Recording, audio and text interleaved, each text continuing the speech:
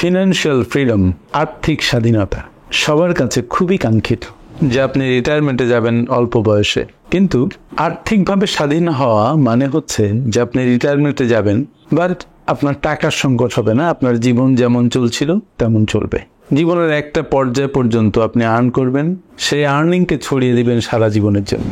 এই আর্থিক স্বাধীনতা অর্জনের জন্য আপনার অনেক স্যাক্রিফাইসের প্রশ্ন আছে, অনেক পরিশ্রমের প্রশ্ন আছে, এবং সবচেয়ে বেশি যে জিনিসটা দরকার সেটা হচ্ছে আর্থিক ব্যবস্থাপনা সংক্রান্ত জ্ঞান দরকার, এবং সেই জ্ঞানের বাস্তবায়ন দরকার আছে। যার আর্থিক ব্যবস্থাপনা সংক্রান্ত জ্ঞান যত ভালো, সে টাকাকে তত ভালোভাবে ব্যবহার করতে পারে এবং তার আর্থিক স্বাধীনতাও তাড়াতাড়ি আসে।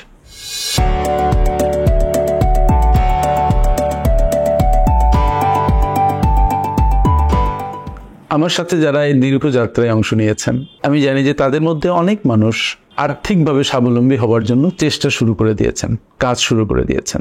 যে কোনো কিছু অর্জনের জন্য আপনাকে কাজ করতে হবে। ইফ ইউ ডোন্ট ওয়ার্ক, তাহলে অর্জন করার প্রশ্ন ওঠে না। আপনি ইনপুট দেবেন, তার একটা আউটপুট পাবেন। আপনি যদি খারাপ বীজ বপন করেন, কোনো ফল পাবেন না। আপনি যদি ভালো বীজ বপন করেন এবং তাকে যদি নার্চার করেন, তাকে যদি যত্ন করেন, তাহলে আপনি ভালো একটা ফল পাবেন। দিস ইজ দ্য রিয়েলিটি, এবং এটাই হচ্ছে প্রকৃতির নিয়ম। সুতরাং আর্থিকভাবে যারা স্বাধীন হতে চান, তাদের যেটা দরকার সেটা হচ্ছে একটা পথ তৈরি করে সেই পথে হাঁটা দরকার, এবং কনসিস্টেন্টলি আপনার এই পথটা পরিভ্রমণ করা দরকার। তাহলে আপনি একসময় যে আপনার লক্ষ্যে পৌঁছাবেন। প্রতিটা সাকসেসের ক্ষেত্রেও ব্যাপারটা তাই। তো আর্থিক স্বাধীনতা প্রাপ্তির জন্য আমি কয়েকটা পয়েন্ট নিয়ে আপনাদের সাথে ডিসকাস করব। এই পয়েন্টগুলা যদি সম্ভব হয় কোনো একটা খাতায় টুকে নেবেন, so that one by one সেগুলো আপনারা ব্যবহার করতে পারেন। মনে রাখতে হবে যে কোনো অর্জনে কিন্তু সহজ নয়। কোনো অর্জন করতে হলে তার জন্য পরিশ্রম করতে তো হয়ই, কিন্তু তার আগে একটা রোডম্যাপ তৈরি করে নিতে হয় যে কি অর্জন করতে চান, সেটা আপনার মনের মধ্যে আগে স্থির হতে হয়। তারপরে স্ট্র্যাটেজি ফিক্স করে নিরন্তর পরিশ্রম করে গেলে আপনি সেই অর্জনটা করতে পারেন, আপনি আপনার লক্ষ্যে পৌঁছাতে পারেন। তো প্রথমত আর্থিক স্বাধীনতা লাভের জন্য কি করা দরকার আপনার? যেহেতু এটা আর্থিক স্বাধীনতা লাভ, তাই আপনি প্রথমেই যেটা করবেন সেটা হচ্ছে একটা আর্থিক লক্ষ্য নির্ধারণ করে নেবেন। হতে পারে দা এইম ইজ, আপনি করে নেবেন। ধরেন আপনি রিটায়ারমেন্টের পরে 10 কোটি টাকা চান বা 50 কোটি টাকা চান, যাই চান না কেন, একটা লক্ষ্য।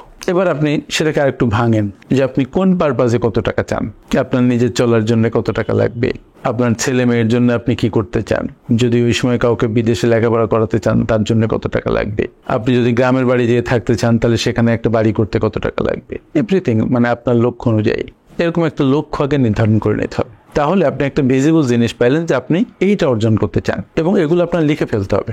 যে কোনো কিছু অর্জন করতে চায় না, তার জন্য অর্জনটা দুরূহ একটা ব্যাপার, সে বুঝতেই পারে না কি অর্জন করবে। এই জন্য কোনো একটা লক্ষ্যের যদি লিখিত একটা ফর্ম আপনি তৈরি করেন, তাহলে আপনার সামনে এগিয়ে যাওয়াটা অনেক সহজ হয়ে যায়। হয়তো আপনি গোল যেভাবে নির্ধারণ করেছেন সেভাবে সবকিছু হবে না, কোনোটা অনেক আগে অর্জন হয়ে যাবে, কোনোটা দেরি হবে, হয়তো কোনোটা হবেই না। কারণ মাথায় রাখতে হবে যে এর সাথে আপনার পরিশ্রম, আপনার মেধা, এগুলো তো আছেই, কিন্তু আরেকটা বড় জিনিস আছে যেটা আমরা মিস করে যাই, সেটা হচ্ছে লাক, সৃষ্টিকর্তা প্রদত্ত কিছু ব্যাপার। দেখবেন কোনো কাজ খুব সহজ হয়ে গেছে, আবার কোনো কাজ খুব কঠিন হচ্ছে। অনেক চেষ্টা করেও আপনি যেটা পাচ্ছেন না, আরেকজন অল্প চেষ্টাতে সেটা পাচ্ছে, এটা হবে।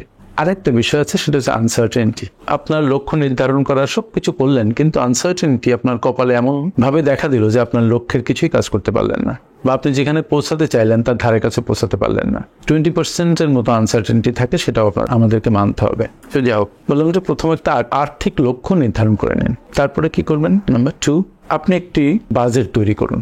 That is a very important thing, একটা বাজেট তৈরি করা।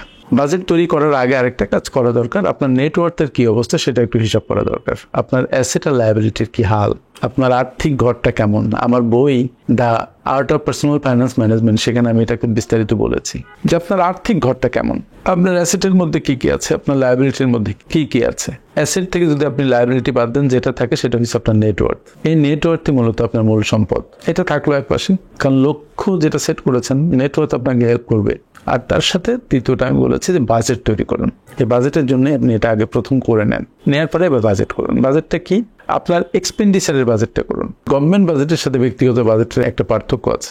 আমরা আমাদের ইনকাম জানি, তারপরে ঠিক করি, তার উপরে বেস করে যে আমরা কিভাবে খরচ করবো। আর গভর্নমেন্ট ইনকাম জানে না, আগে এক্সপেন্ডিচার ঠিক করে যে তার কোন কোন খাতে কত খরচ হবে, তারপরে ঠিক করে যে ইনকাম কিভাবে করবে। তা আমাদের তো সেই অবস্থা না, ফলে আমাদের একটা বাজেট করতে হবে। সেই বাজেটে মূলত এক্সপেন্ডিচার কি কি খাতে আমি কত এক্সপেন্ডিচার করব, একেবারে পাই টু পাই, কোন কোন খাতে কি করব, চাল ডাল কত কিনবো, আটা কত কিনবো, তেল কত কিনবো, কাপড় কত কিনবো, ওষুধ কত কিনবো, বাচ্চাদের এডুকেশনে কত খরচ করব, বাসা ভাড়া কত দিব, বাবা মার জন্য কত টাকা পাঠাবো, ট্রান্সপোর্ট কস্ট কত হবে, পুরা জিনিসটা ওয়ান বাই ওয়ান আপনি আগে আইটেমগুলো লিখবেন, তারপরে কত খরচ সেটা লিখবেন। তারপরে দেখবেন যে এই যে খরচ হলো, সেই খরচের সাথে আপনার ইনকামের কি অবস্থা।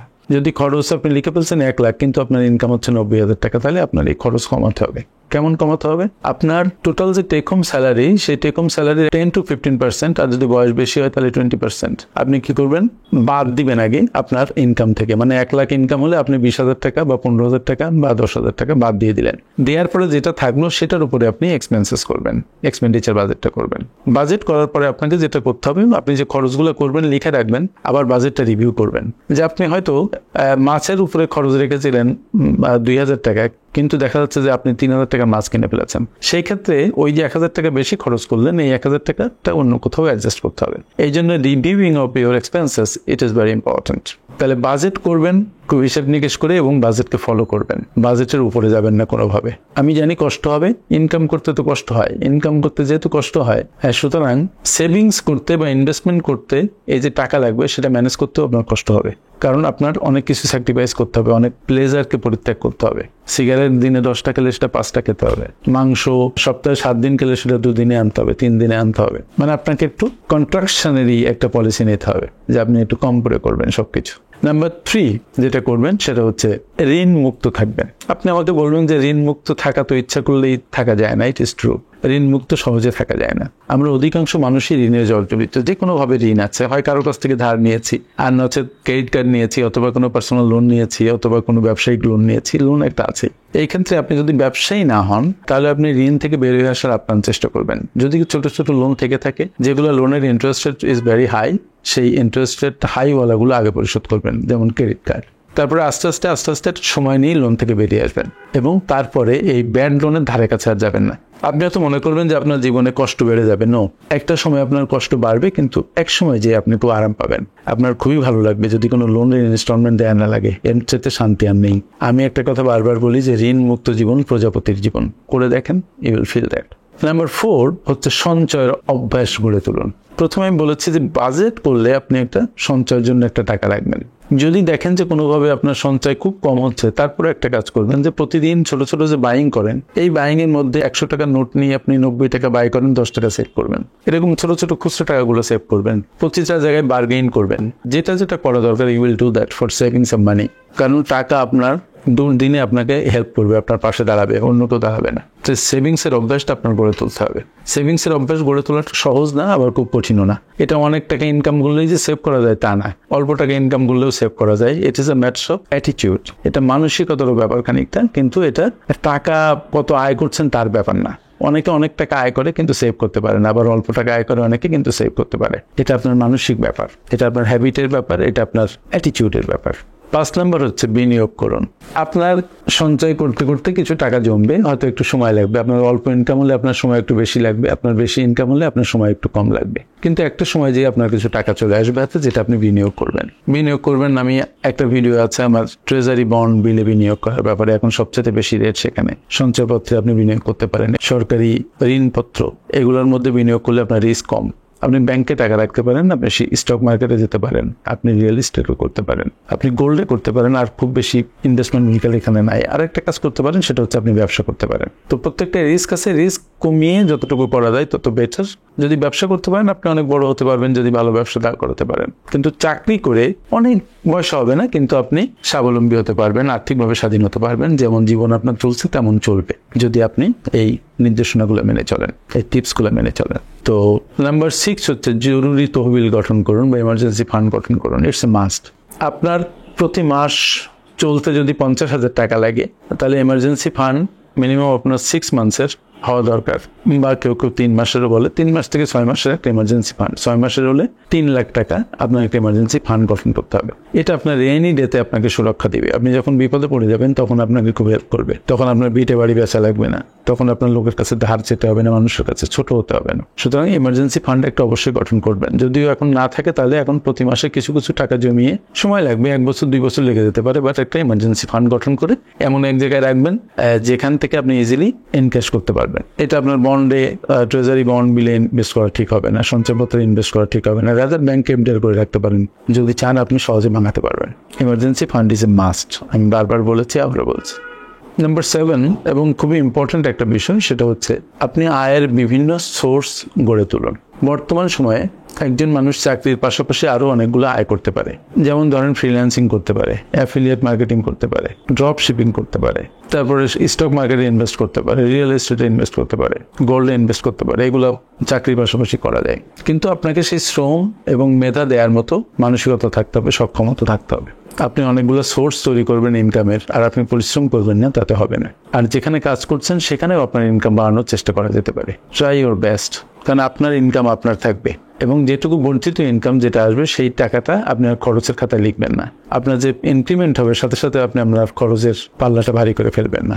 এইভাবে যদি চলতে থাকেন তাহলে দেখবেন যে একসময় যে আপনার হাতে অনেক টাকা এসছে এবং আপনি আর্থিকভাবে স্বাধীন হয়েছেন। মনে রাখতে হবে, আর্থিকভাবে স্বাধীন হওয়া মানে আপনার জীবনে চলতে যে টাকাটা লাগে সেই টাকাটা প্যাসিভ সোর্স থেকে আপনার চলে আসবে। আপনি যদি কোনো রিয়েল এস্টেট করেন, সেখান থেকে যদি ভাড়া পান, সেটা আপনার একটা প্যাসিভ ইনকাম।